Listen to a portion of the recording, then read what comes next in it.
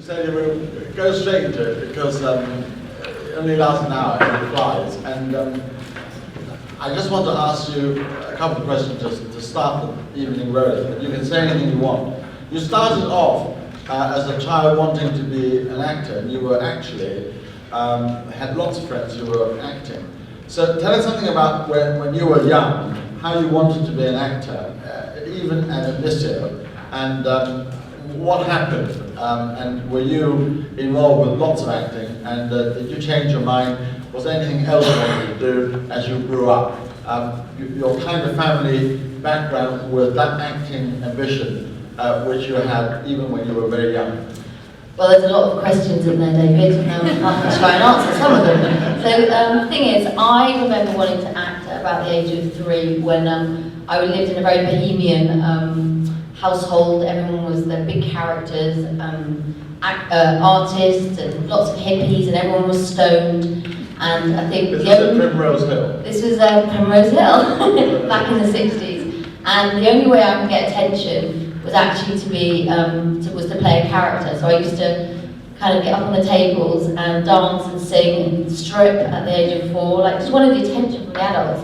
And I said I wanted to be an actor. So my mum signed me up to an agency when I was 4, and I started doing child modelling and doing TV commercials.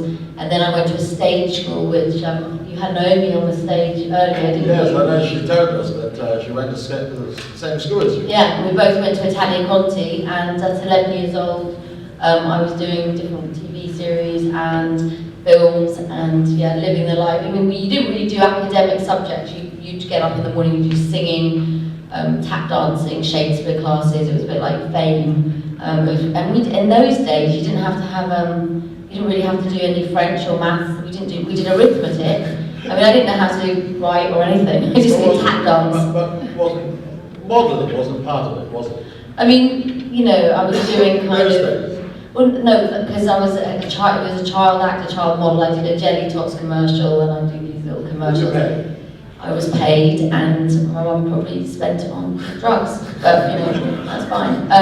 And then when I got to about 15, how did you were you? So between my parents' marriages, they both had 3. There was 10. I've got 10 brothers and sisters, so there's a big family. But when I got to 15, I realised that actually my school was. And my uniform was really, really uncool, and I used to wear like a big blue cape and a big hat like this, and it was very, very kind of, it looked like something out of Florence Nightingale, and it was very Victorian, or I don't know what era, but it definitely wasn't cool. And we moved house, and near my house was a really good-looking boy who was a punk rocker, and I suddenly realised I didn't want to be an actor. I wanted to be a punk rocker, and I left the school the next week, cut my hair off, dyed it pink, and didn't want to be an actor for a while. But then when I became 19, should I turn it on? Is that No. Thanks. When I became 19, when I got to about 19, I started acting again, and I did a play in Manchester at the Royal Exchange and did a few films. But my acting career was always interrupted with me having children. So I would do a film, and then everyone would say, "Oh, great, this is going to be a break for Sadie." How young were you when you first had your first child? 24. You got married in 23, presumably. Yeah, so I got married when I was about 23. Got married about 23 and had my first child around 24. And then I'd done a film before I got pregnant. This was my first child, Finley, which was a film with Gabriel Byrne and Douglas Hodge called Diamond Skulls, which came out in America when they were casting for Dracula. And they'd literally done a worldwide search for somebody to play Lucy. And they really wanted to cast somebody who they thought was very crazy like Lucy and very sexual, and I was told that I was the last, you know, literally the last girl actor for Francis Ford Coppola to see. So I thought, right, I'm just going to go for it, and I flew to LA, and I remember I was still breastfeeding, feeding my baby, and my friend gave me this dress, which I said was a lucky dress, and I stuffed the bra with some socks, and I literally didn't tell him I was married and had a child, and went in there and pretended I was this real floozy. And I was definitely like Lucy and really crazy. And he was like, "Oh my God, this really wild English girl." And he thought I was so wild. And then when he realised I was married and had a child, he was very disappointed. But then I had to tell, the whole way through filming, I had to tell Winona and the other actors that I was actually a naughty girl, not really very very well behaved and married, and I had to pretend to them because he wanted us to act in method, was that I was having affairs with all these different people, and he'd like us to do kind of improvisations in character. Was that your first film? First film in America, so I'd done a few films in England, then I did that one, and then I wanted to come back to London and work in London independent films. So when you came back, you had your second child? They came back, did a couple more films in London, then I did become a naughty girl after that film, and I left, me and Gary split up, and I married Jude, and then I had 3 children with Jude, and in between each child I'd go off and do a couple of films. But that wasn't really enough to sustain. When you say you were very naughty, what do you mean? Well, I suddenly didn't want to be married and be settled. And but you mean you had an affair with I met him we did a screen test for this film called Shopping, and I just looked at him and I was like, I really want to marry. And literally a few months later we were together.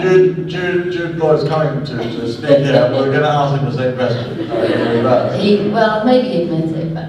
Anyway, so that was that. And then, so what happened the next thing? I mean, I suddenly see you in theatre. When did the theatre come about? So I'd done, I did a play with Nicholas Heitner called Mumbo Jumbo at the Royal Exchange, and I'd always loved theatre, but theatre, it's a very difficult thing to do if you've got young children. So I kind of put theatre on the back burner, and then in the last 6 years I've done 4 or 5 plays, one at the Soho Theatre, one Riverside, one at Trafalgar Studios, and I did a one-woman show, I did some Shakespeare, and also did some Sam Shepard, but I love doing theatre, it's really empowering, and doing a one-woman show was such an amazing challenge. I'm now just about to start rehearsing a new play called Britain, which is where I play Gypsy Rosalie, and it's basically set in the Second World War in Brooklyn, where Benjamin Britten and W.H. Auden and Gypsy Rosalie all live in this house together and try and avoid and not really pay any attention to the war and what's happening, and they just basically drink and take pills and are crazy, but it's a fantastic play. And Beyond, it opens on the 31st of August at Wilton's does anyone know Wilton's Music Hall? It's an amazing place, and just been done up, and it's a fantastic part for me, so I start stripping classes next week, singing classes the week after, and then dialect, but it's all very important things. Quite highbrow. Yeah, no, but it is highbrow.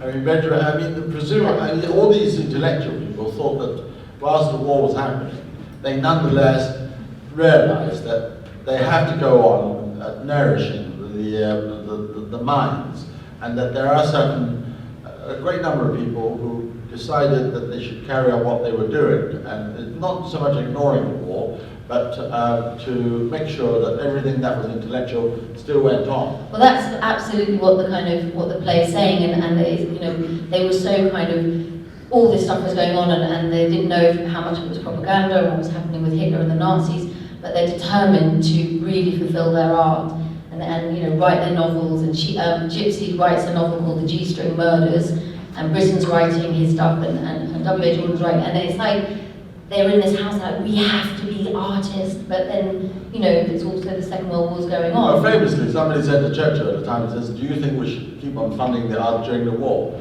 And Churchill famously said, but what do you think we are fighting the war for? and so that presumably is the kind of message. Okay, so I remember seeing you doing a monologue somewhere. Lucy and I thought it was a vagina monologue, but it's not, you said. No, that was, no, it wasn't. I think, actually, it was a play called... You could have sworn it was the vagina monologue. Lucy, do you think it was that? No. It was a play called Touched, where I played this fan of Madonna's.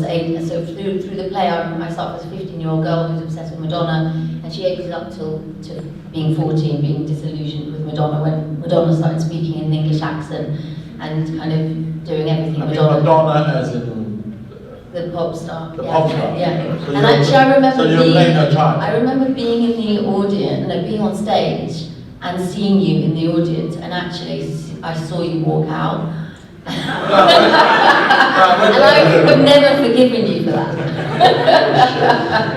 I'm sure there was another Chinese man in the audience. I would never walk out on anything.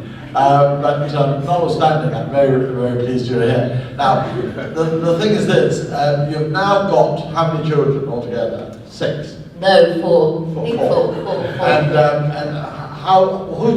And I just want to say, how old is the oldest and how old is the youngest? So the youngest is 13, it's a boy, he's a boy called Rudy, and then I've got a 15-year-old daughter called Iris, and Rafi's 19 and Finn's 25. They all live with you? They all live with me. The 25-year-old's just moved back home. He sold it, he had a flat because he's a musician. He realised that no one was doing his washing or making him dinner, so he sold the flat and moved back home and not paying any rent, so I think I've got the bottom end of the deal. And you love spending time with them? I love, yeah, it's like having a little gang, a little clan, and you know, they've been away. How often do the fathers come home and see them?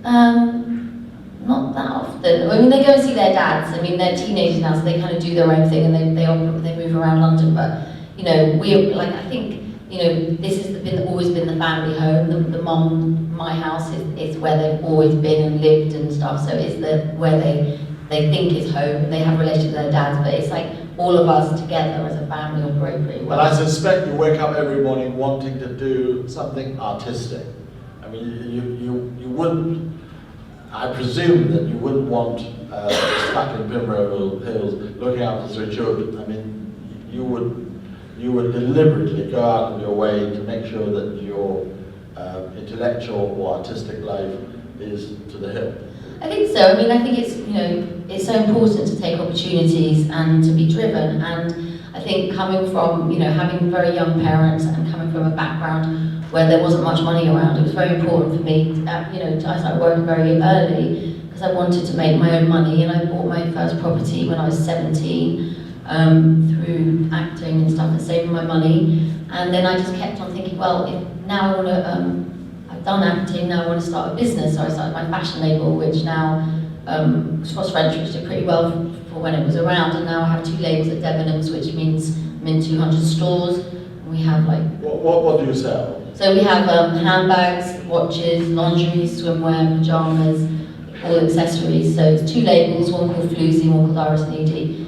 And they're doing pretty well. So I thought I wanted to get a business, so I did that. And then I thought, well, that's kind of that plate spinning. Now I want to start my own production company. So me and my best friend. How about your health streak? I mean, at one stage you got very healthy.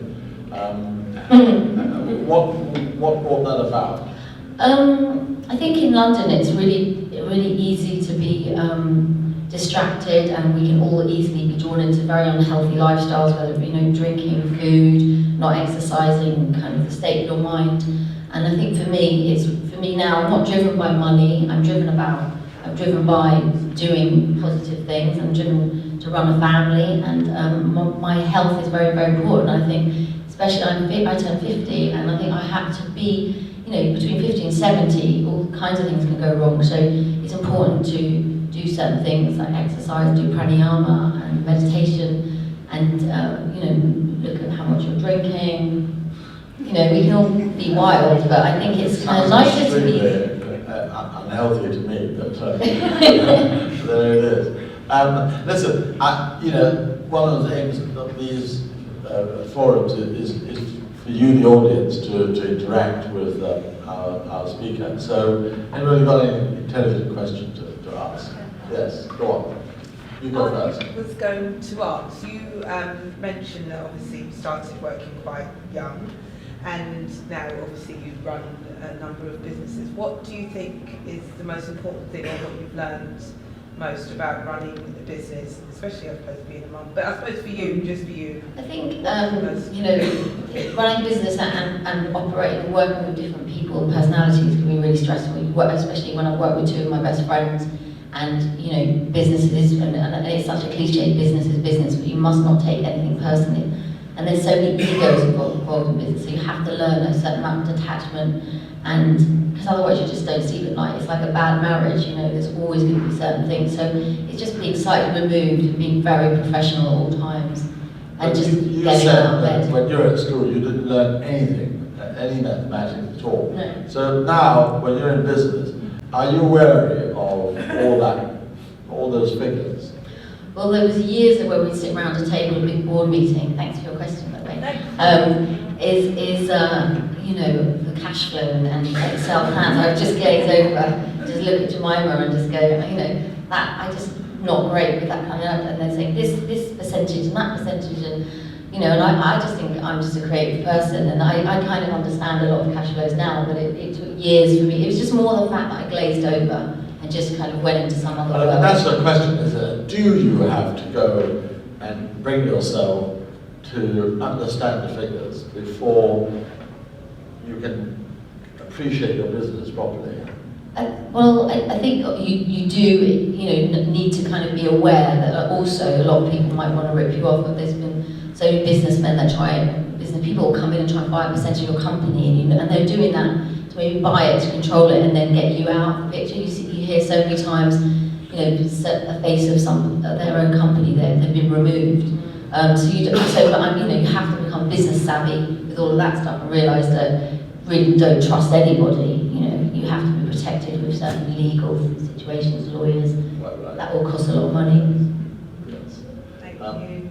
Yes, go on. Yeah, thanks for your time today. I'm really interested in people who wear so many hats at different times. I'm curious about what you said before about seeing David lead from the audience when you were on stage. I always think that actors up there are just like in the zone, but are you taking into like what's happening around? The interesting thing is, so when you're on stage, it's like when you're driving a car and you're kind of, you know, you're on automatic pilot, you're going from driving from London to Leicester, you know, you've got an hour and a half, 2 hours, you've got to get from the beginning to the end. Sometimes there'll be a night where you just go through it and you don't even know what you're doing, and then you're not noticing anything. And then the other time you can be suddenly, your mind will play a lot of tricks, and it is a real kind of challenge to be complete discipline. So I remember, you know, like sometimes you'd be doing a play and you would see, you'd be looking out, because I had to interact with the audience, you'd see a face of someone you knew, and then suddenly it's like, oh, I'm saying this dialogue, and I'm thinking, oh, I remember that person didn't bring me back the other day. And you start having an inner dialogue back, and then I'm having a dialogue and then more and more, like I've got 20 conversations going on in my head, which is literally torture when that happens. And I remember there was a time when there was a really drunk girl at the front of the audience, and she was getting up and walking around and staggering around and saying, like, kind of rolling her eyes, and I literally stopped and walked over to her when there was a break in between scenes and said, sit the fuck down. And then and literally went like that, and then all the rest of the play I was like, oh my god, I can't believe. And at the end I was like, that was one of the worst performances I ever gave, because I was so distracted with her being drunk and so angry. And then I got a standing ovation from everybody in the audience, and I was thinking, you know, you can never really take it for granted what people are thinking. So now, when I'm doing Gypsy Rosie, which is going to be a really tough play because there's so many cues and it's short, quick-witted one-liners, where you know, there's no time for me to be thinking about the audience, and that is the discipline of completely cutting off and not thinking about what's going on. Do you find it difficult remembering lines?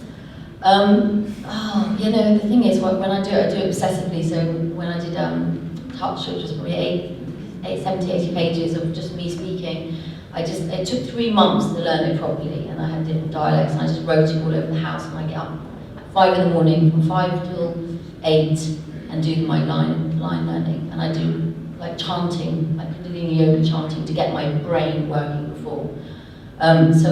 So I open like the 31st of August, so I need to start learning in the next couple of weeks, but it will be 3 hours a day, because I'm not good at remembering things. I've got a really bad memory, but once I learn it, I'll learn it for that short amount of time, and then your short memory. How long is the game on for? So 31st of August. Well, it'll be on for 2.5 weeks at Wilton's, and then it will hopefully transfer to the West End. Good, excellent. And any other questions? Yes, go on. Being a mom of 4 as well, like, I would love to know, how did you, especially in the early year, challenge that you keep on business, like, how did you find your balance still?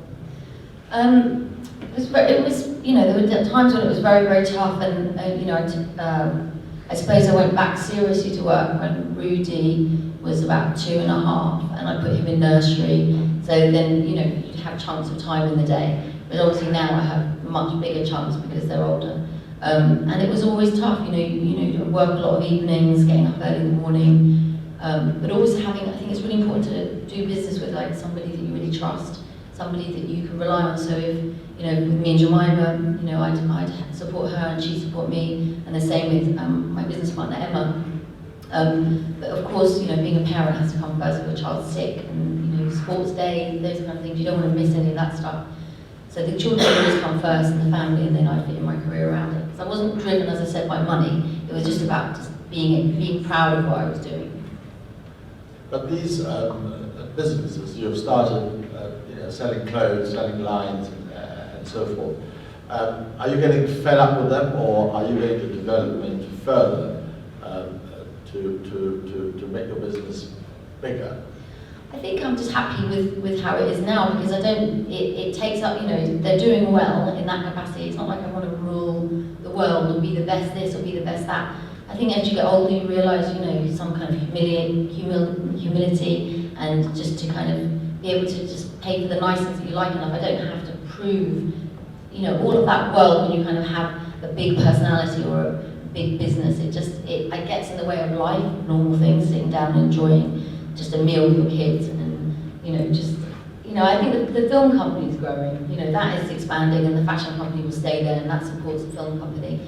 And you know, I'm writing books as well, and I'm writing for 2 magazines at the moment. So there's, you know, do all these different things. I don't really want to be great or better at anything else. It's just the film company. Are you a producer, or what is it? So I'm kind of, there's 3 of us that have the company. It's called Blonde to Black Pictures, and I'm one of the producers.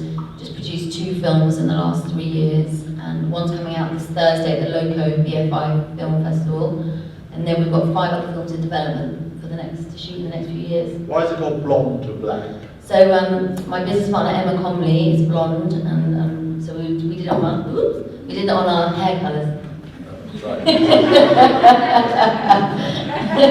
And what is Set the Thames on Fire about? So Set the Thames on Fire, I've got my director here, he's over there actually, look, the handsome young Ben Charles Edwards. And one of the things I like doing, he's blushing, one of the things I like doing is finding people and nurturing new talent. And Ben, when he was in his early 20s, he asked me to be in one of his short films. So I was in one of his films, and then I started producing his short films. And I've been in every film he made, haven't I, Ben? And commercials. And commercials and everything. Yeah, we do away into everything. I kind of, yeah, I'm like his muse. I shot a gym commercial a few years ago, and Sadie happened to turn up on the set, and we happened to be in the background. I'll just be somewhere. And then Ben had an idea for this feature called Set the Thames, which is a kind of, do you want us to describe it, Ben? No. Yes. No, you describe it, Ben. It's 2 boys that fall through. Can you give a microphone? This is Set the Thames on Fire, yes? Set the Thames on Fire. And it's opening this week. It opens at the BFI Thursday. On Thursday. We sold out all 500 seats in 2 weeks, which is good. Yeah, right. Tell us about it. It's dark Dickensian comedy. It's a fairy tale, and it's about 2 boys that fall through the clockwork of a grotesque nightmare London, endeavouring to survive and escape and find hope. It's a story of friendship in an incredibly dark, shitty, waterlogged London. I don't know where I got the inspiration from on a day like today. But it's a costume film. Is Is it costume, or is it Yeah, done in a modern way? there's a lot of illustrations. Me and a friend of mine, we painted a lot of the scenes and It's set in the created. future, isn't it? It's set in the future, where all the technology's failed, and we live in these Dickensian dilapidated buildings again. The film starts, the river's already high and everything's already destroyed. London is probably a mile in existence and the rest is gone. It's quite an optimistic film.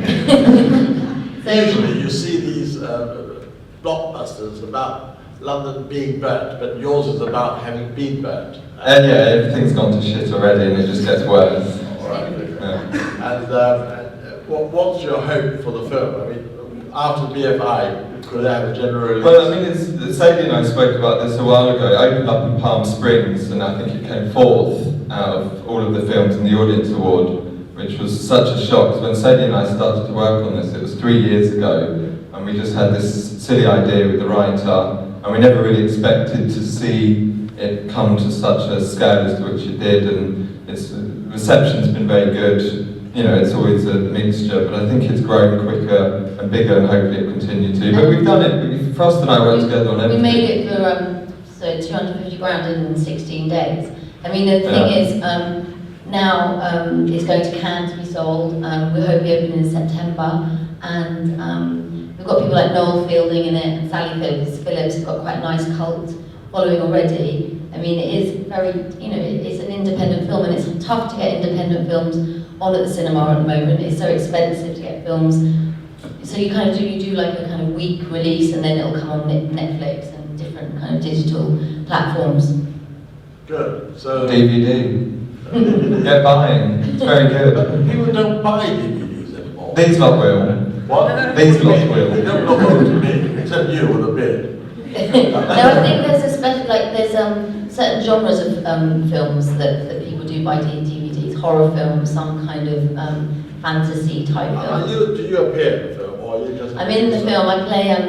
I've got like a brilliant scene in it where I play this really slutty, like landlady, and I had to wear. So I was produced in the film. On the first day, my scene was being shot, and I had to have prosthetics. So I was in makeup for 2 hours, so I had to like in really like rotten teeth in my late 60s, and I'm kind of having an affair with this young boy who's 24, really foul-mouthed, and I was like walking around saying to the cameraman, the grip, like, oh, have you got your where's the lens? And they were like, who is this mad woman? I'm the producer. Can I just add, Sadie in the script was scripted to be 80 years old, and for the year in development, that was the idea. I'm down to the makeup department on the day. I said, set in 10 minutes. And she said, Elizabeth, I've had a change of heart. I was like, with what? She said, I think we need to knock 20, 30 years off of her. So we're just going with a bit of prosthetics. So, yeah. But it works better. Yeah. Why not? It does. How does it work? You're very young. You're obviously younger than Sadie. Is she difficult to direct? Yeah, well, I mean, it's difficult to direct a friend, let alone when it's your producer as well, because at the end of the day... And older, so what do you do? Well, I mean, age isn't an issue, because I'm naive enough to not think about it, but I think the issue is you can be foolish and push an actor around, but when it's a producer, they go, well, no, Because I was producing the film, I couldn't like tell myself off for not learning the lines. And I mean, on the day I was like, Ben, I actually haven't learned the lines. And he was like, what? And then we had another actor that didn't learn the line too, who I was really upset with. But we had to put all the lines on board and feed them into his ear, didn't we? Yeah. And it did work when you edited it. So it's one of the strongest scenes, bizarrely, and he turned up. It's David Hoyle, the performer, and he turned up and he said to me, we had rehearsed a few weeks before with David, and then he turns up and he goes, Ben, I'm awfully sorry, I can't remember a bloody thing. Apparently, Leonardo DiCaprio, I can't remember. Oh, really? Yeah, so he's got to have his... He has to have it written down as well. Whatever you call it, a printer, or whatever it is. Written on the board. Yeah. Yes, go on. I think when we grow up, we always learn some lessons. For you, being very successful mom, a businesswoman, if you look back, is there any regret or you would wish you had done differently? I think, I made it a real conscious decision not to have any regrets with choices I made in my career, because the thing is, I made a lot of them based on my family and on my children, and I would hate to be one of those women that would ever have thought, oh well, I could have done this if I didn't have had that. I mean, I just think it's such an ugly trait and something, you have to commit to whatever you do, and you learn, and the whole thing in life is you're learning lessons by making mistakes. So, my company had to go bankrupt for me to understand what it feels like to be bankrupt, and you kind of always understand that, emphasize with other people that have that situation, and then it is the strength of picking yourself up. Like I remember when this guy had bought my company, and he was doing it, I think as a tax loss for himself. He made all these promises, invested a lot of money, and I invested quite a lot of my money, and then he bankrupted the company. I remember said, you're not going to do it. He was like, no, I'm not. I said, okay, it's my birthday today, you're not going to do it. He went, I'm not going to do it, and he did it. And I was so angry, I was so fuming, and then literally on the floor, like, I've lost a lot of my money, what am I going to do? This company's gone bankrupt. So The thing is to like, literally I thought, well what he's going to do, he's going to try and rebuy it back for like £100, because that's what they put into administration, buy it back quick, then they get rid of all the debts. I rebought it back before he did. And he didn't realise that I knew he was going to do that. Was this the film? This was the fashion company, so I bought back the name Frost French before he did. So then I owned the assets and then owned Frost French, so obviously all the assets with Debenhams. Got all the legal rights, so you obviously did a lot of homework. It's a big word. Bankruptcy, very, very good. Yes. Talking about Frost French, will you be making that available online yourself on your? Because at the moment you can only get it. So we just have 2 ladies through. We do like little kind of caption. Yeah, we do. Well, Floozy is for women of whatever ages. Iris and is slightly younger, and basically we're now doing. Me and Joanne were doing Frost French Fit, and we've been talking. We always did like you go along the road. Most people aren't dressed; they're just wearing leggings, and people just wear sports clothes. And for us, it's something we've always been very, very close to. Fitness fanatics in that way, so we're doing like a sportswear range, and then with Debenhams and all their ranges, you get it through Debenhams, and I think the thing is for me and Jemima, we like to have our time to do other things, so that runs itself. We did do Frost French for 10 years, and it is doing fashion and having a small fashion label is soul destroying. I mean, you don't make money. It's very difficult to make money. I can tell you, as I have been in fashion business, I've been sort of fashion business. The fact that your wear is being sold at Debenhams is an incredible success story by itself, because distribution is an absolute key to your setting up any sort of business where you want to sell anything. Imagine if they weren't carrying a line and you have to go online only and so forth. It sounds amazing that you can go online and so forth, but the amount of promotion you've got to get is absolute hell. So good luck to you. And that way you're making less margin. I'm sure you understand what I mean. Yeah. Rather than if you own a shop, but if you have your own shop, you've got to pay the rent, you've got to do it all. I mean, even the FedEx bills, the couriers, all those things you don't even realise, and you just don't make money. Yes, exactly. Good. Yes. Are you asking me to get another question? Yeah, I'm going to ask. Okay. Yeah, all right. Well, quickly. I was going to ask. Oh my God, it's gone out of my head now. That's your fault. Sit down. You've got a very good memory. Yes, I wouldn't go into business with you. I'm not asking that. You'll completely forget within 3 seconds. Yes. Any other question on this side? How about you? Yes. Hi. I just would like to know, how do you manage to contain all of that within your head? Because if I am sort of involved with lots of different projects, I find it really, really difficult to kind of jump from one to the other. And sometimes I need breaks in between, which means kind of delaying responses, because just my brain is just clogged up. Maybe I'm just full now. I think basically it's like anything. It's like exercising any kind of muscle. So going to the gym, you kind of work on learning a routine, like an Ashtanga kind of series of yoga. You think at the beginning I could never do that, and slowly kind of having these different areas, my brain works in that area from kind of hopping from things. So in my diary, everyone always laughs at me because I don't do it online. I have a printed diary and I kind of block out different times for writing, for designing, for business meetings, for bank meetings, for whatever I'm doing.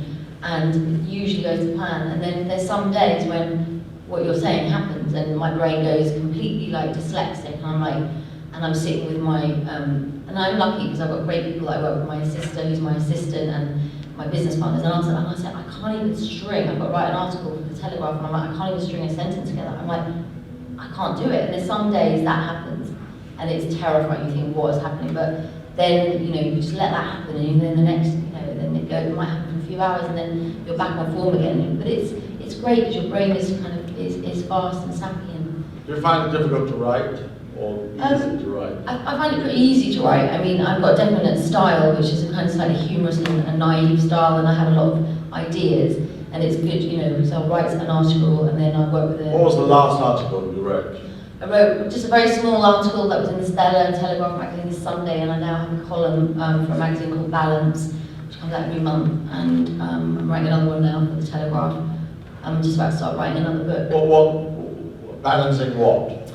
So the first article was it was an introduction talking about balancing life, and now you've got magazines like Stylist and all these different magazines on the tube that go to 3.5 million. Now, I mean, we are also impacted by health and fitness, that we're all wanting to digest more and more information about how people balance their lives. And this article I'm writing now is about dating and social media and online. Dating, social media. So But just like how, what I think about, the differences between dating in England and America, and why it's different for men and women. you go on dating line. No.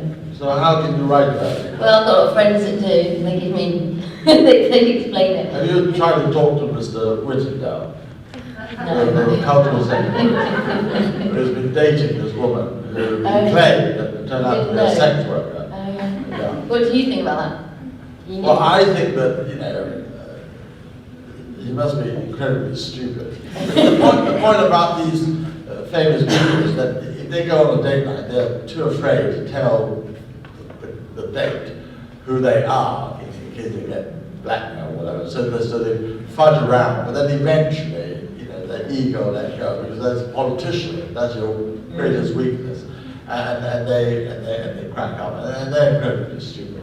And of course, if you have to pay the girl, knowing full well that she's a sex worker, and then you deny it when you're exposed, that really is ministerial quality for you. Anyway, but I'm surprised that you can write about Dateline if you ever. What's the most interesting thing about Dateline today? I mean, Tinder apparently, I don't use it, but apparently it's very hot.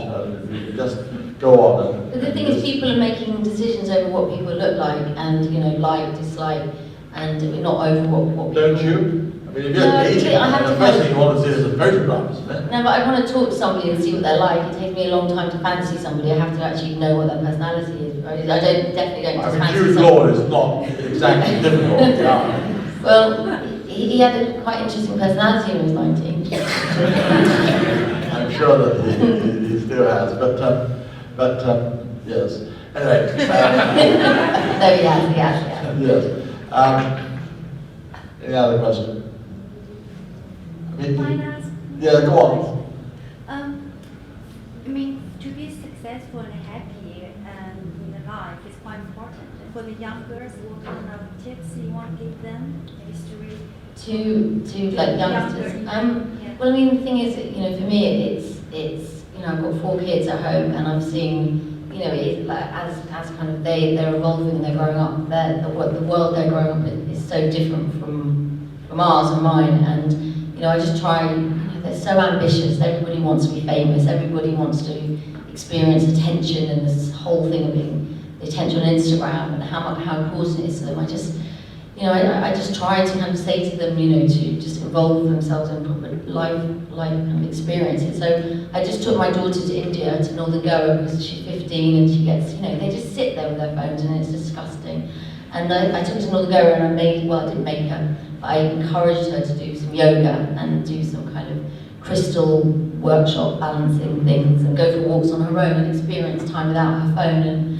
And she did it, and she really got a lot from it. And I try to encourage my children to do that, just to kind of. But is she back on the phone? I bet you she is. Well, yeah, she went to America when she got back, so she went from 2 extremes, from Northern Goa, and then she went to. How do you tell young people not to go on the phone all the time? I mean, you take them to India, and then they come back and they do exactly. And I think as long as they can experience those moments of like that, when we can probably remember walking down a lane when you were like 13 on your own, picking blackberries and going home making jam, and all those experiences. As they get older in the teenage world, they're not doing that. They're just looking at Snapchat and selfies. So just to take her out of her environment and do something like that for her, I would think would be good. Was good. Because when you see pictures, you think that that's equivalent of having been there. Yeah. When your peers, do Instagram or whatever, it drives me completely crazy. Well, it looks everyone's jealous of everyone else because everyone's life looks more exciting, but it's just an image, it's just a picture, and it doesn't really convey what was really happening. Do you want to ask the question? The hoodie. No? Yes, come on. What's your exercise routine like? And how do you find time? So it's different. Every day is different, and I just try and do something every day, but not for like an hour and a half or 2 hours. But You know, I try and walk my dogs every day and do some yoga every day, and they get to the gym and do What some dogs weights. do you have? I've 2 Bichon Frises. Do they sleep with you? They sleep in my room. They can't get on. They get too fat and old now to get on the bed. They're on the floor. It's probably better. Do you miss a man being with you at home? I've got a boyfriend. Yeah. Do you? Yeah. No, I'm sorry. Is he younger than No, you? I mean the thing is, I've always been somebody that's like, I like being in relationships. I mean, I love being on my own and I love being independent, but I do like being in relationships, and that's probably, I think, been my downfall, because I've always put too much energy into dating and having a boyfriend and defining myself through a man, and I've had to do a lot of work around really not caring that I'm not married or not in a serious relationship, but I have got a boyfriend, and you know, relationships are probably the hardest thing of all. How long for? On and off for 2.5 years. Well, that's a long time. Quite serious. Yeah. Is he younger? No, my age. Your age? Very good. You approve. Yeah, well, I mean, it's wonderful. To 50. I mean, usually when you're 50, you want somebody younger, don't you? I mean, a 50-year-old woman, right?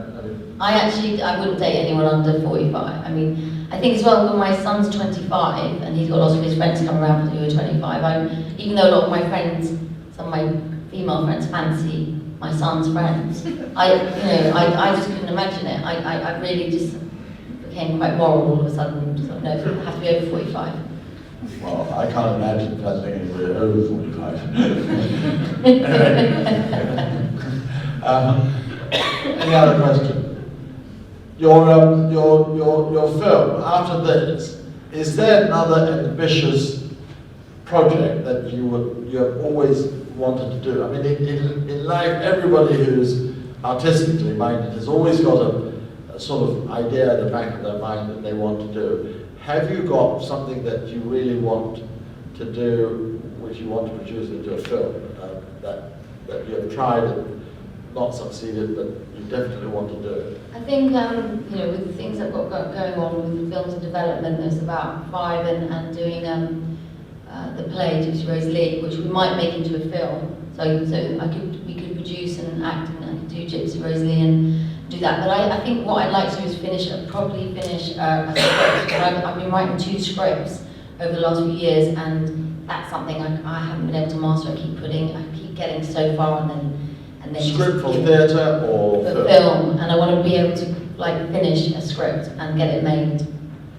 and written one complete project, because that's something that I kind of do, and then I lose interest. But why are you not satisfied with your script? Because I think with script writing, everybody has an opinion. So you write a script and then you have to give it to 10 people. Everyone writes notes and they're all contradictory, and then you try and do a rewrite. And it goes into so many different directions, and you know, you have to be really strong and map it out, and maybe not show anyone until you've really mastered it. But do you show it to a director or do you show it to actors? To your other co-producers, script editors, people in development. So sometimes you might be onto a good thing, and then someone might read it and then just give you a critique about it, but actually it isn't really that. You know, they might actually send you in the wrong direction, and then the script. But how do you raise money? I mean, it must be incredibly difficult to raise money for production. Well, luckily, we had a private investor, and we did it through tax schemes and working with BFI or Creative England. And now, you know, now I think we've made 2 films, and the company's got infrastructure and up and running. Now it's easier to. Has BFI been They are now on Film 4 and Creative England, but the first 2 films we did completely on our own. And I think by doing that and having now a website that kind of shows what the company's about and where we're going and where we've come from, I think we've proved to people that we hopefully can be taken seriously as a business and we'll be moving forward. But I mean, you're writing a script, so what, is there a story that you've always wanted to make into a film? I don't know, Ben, can you remember? Doing a selfie there, the young man in the 20s, doing a selfie, I'm actually talking. I was not, I sent a picture of it. Oh. I don't know, I can't remember. Well, I mean, I think making Gypsy Rose Lee, I think making films about, you know, women's issues. I've been writing a film called Blackout, which is about a woman who is quite lost and kind of on this journey of like drinking, and it's quite hard hitting. And I just saw a play that was quite similar that I recommend everyone go and see, called People, Places and Things, which is on at the Wyndham Theatre.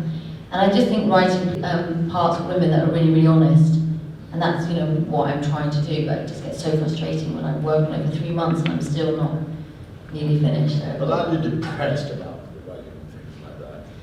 I don't know. I don't want to like watch. I don't like big American films or big Hollywood blockbusters. I like watching films that, you know, old-fashioned films like Alan Clark films or Kes and things. Those films that were made in the 70s and so or European cinema. So I think for me, Carol Come Home. Yeah, there's just so many kind of real stories that you can tell rather than doing all these kind of like superficial.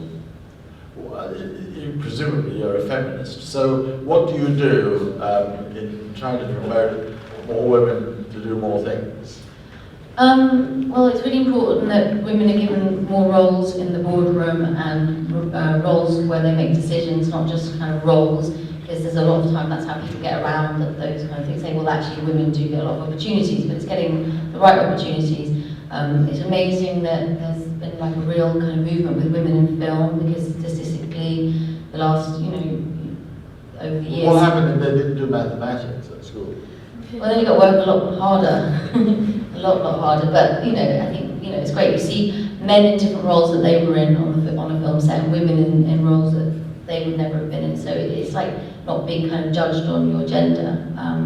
So it's just kind of everyone just being educated and aware, and giving the right person the right job. How about radio? I mean, have you ever been interested in the wireless? You know, something like the Archers, and not obviously the Archers. I've done a couple of radio plays, which I really loved. And it was quite a while ago.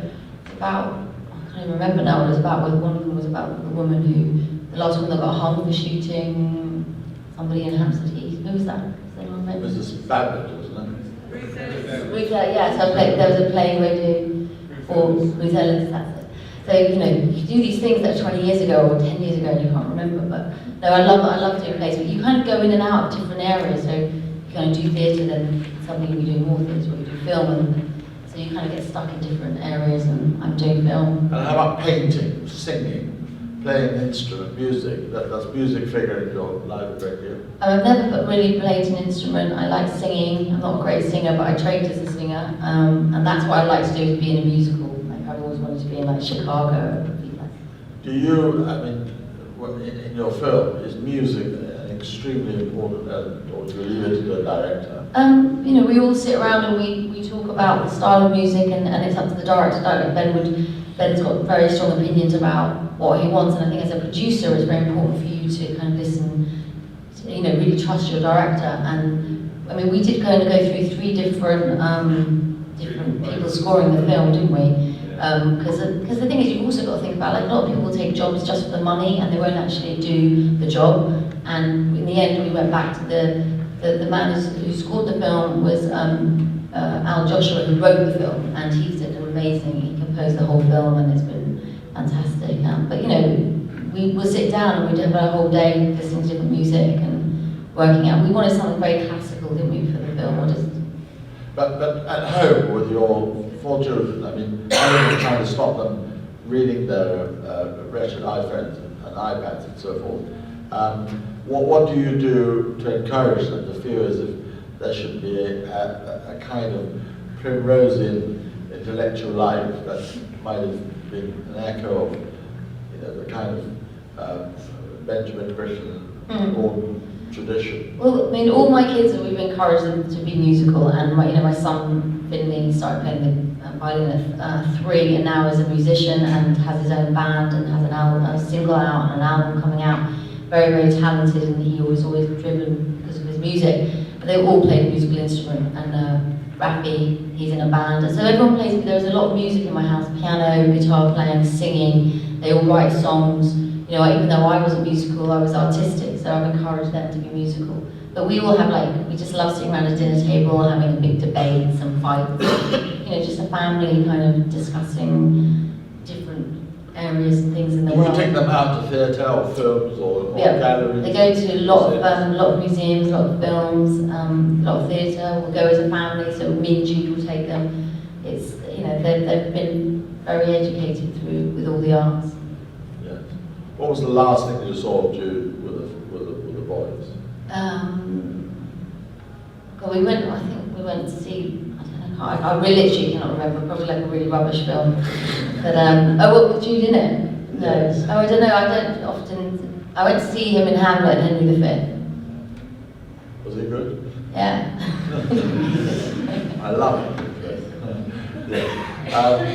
Anyway, any other questions? Yes. Do you have a favorite book? Favorite book? To Kill a Mockingbird is one of my favorite books.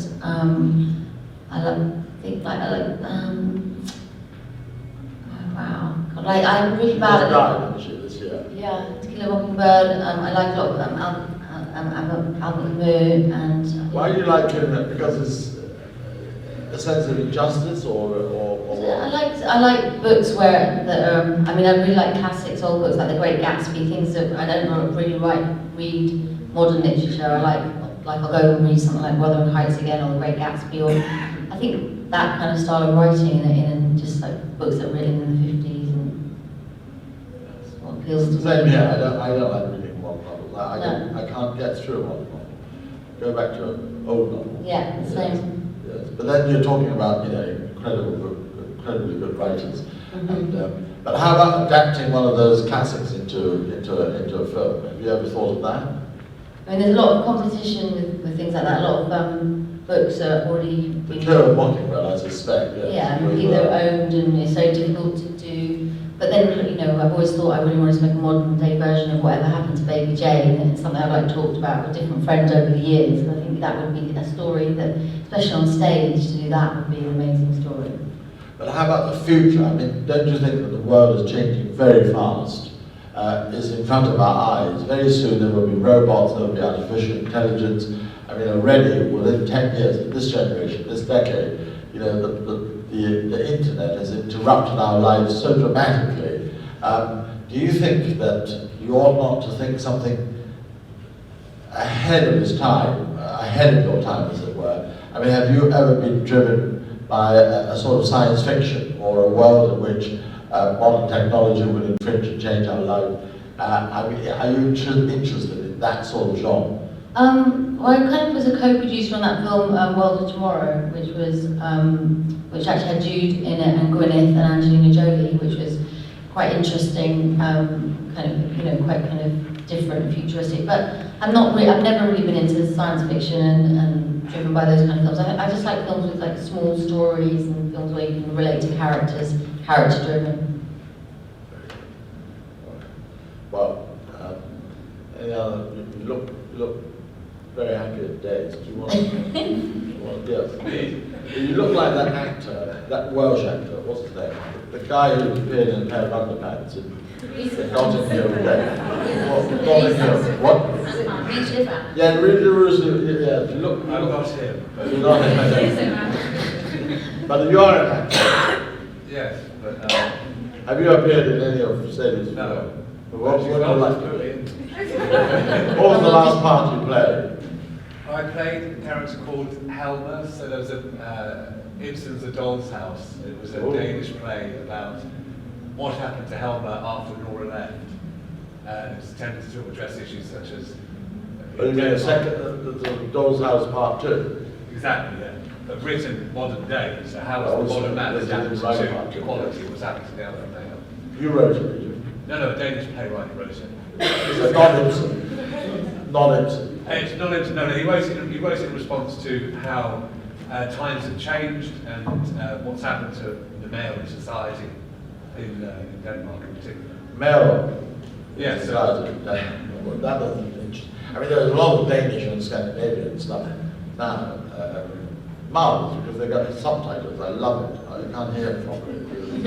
I only now like subtitles. Nordic stuff. Quite relaxing, isn't it? Yeah, Reading exactly. But look, listen, the hour is up, and I want to ask you all to join me in thanking Sadie to come. And it is, she is for me the epitome, that's why I've asked her, of a mother who has managed to keep her family at home. And the way we heard her insisting on how, as a family, they need in the changing world to pay more attention to the way in which we live with our intellectual life and artistic cultural life. It is a shining example of how we have to manage the world, because otherwise we're going to make all of our children into zombies. And so I hope that you'll go on, and good luck with Set the Thames on Fire. I hope coming forth, which is typically wonderful when I hear a British person saying, well, we came forth. I mean, we're Chinese. Coming forth is not very good. And it's so British. And I just hope you have high aspiration of going into at least the arena of the first three. And I hope that you might even win at Cannes Film Festival. But will you please join me in thanking Sadie to come?